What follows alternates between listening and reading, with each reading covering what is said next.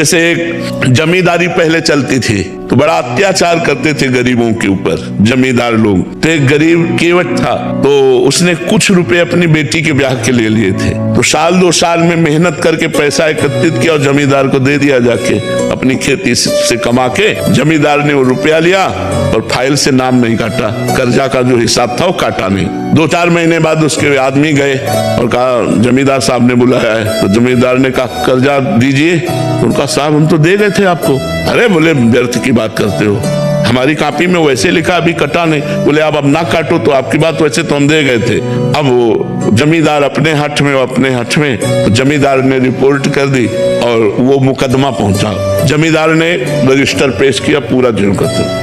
अब वो गरीब आदमी उसने कहा साहब हमने दे दिया है। तो बोले गवाही? तो उनका रघुनाथ जी अर्थात भगवान राम। तो उनका रघुनाथ जी। बोले अगली पेशी में रघुनाथ को लिवा के लाना।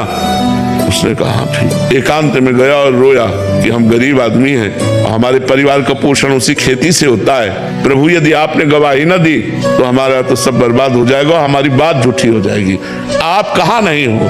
जिस समय वो पैसा दिया था उस समय आप थे, क्योंकि आप सर्वत्र हैं तो आप उस जगह भी थे, इसलिए आपको गवाही देनी पड़ेगी। पहुंचा, उनका अपनी गवाही पेश करो। तो उनका बुलाओ, उसका नाम रघुनाथ है। रघुनाथ हाजिर हो।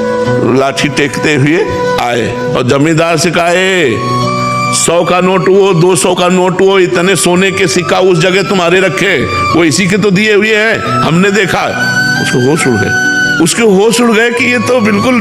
और अब जमींदार की भगवान के सामने हिम्मत नहीं, जब आंख में आंख डाल के बात की ना तो उसकी हिम्मत। बोले हाँ। तो 420 में जमींदार के ऊपर दंड जुर्माना लगा और वो छोड़। विश्वास कि भगवान है मेरी रक्षा करेंगे, भगवान है मेरा सहयोग करेंगे। दृढ़ विश्वास, किसी भी स्थिति में विश्वास ना टलने पावे, ऐसी शक्ति हमें दे न दाता। मन का विश्वास कमजोर होना, हर स्थिति में भगवत विश्वास बना रहे।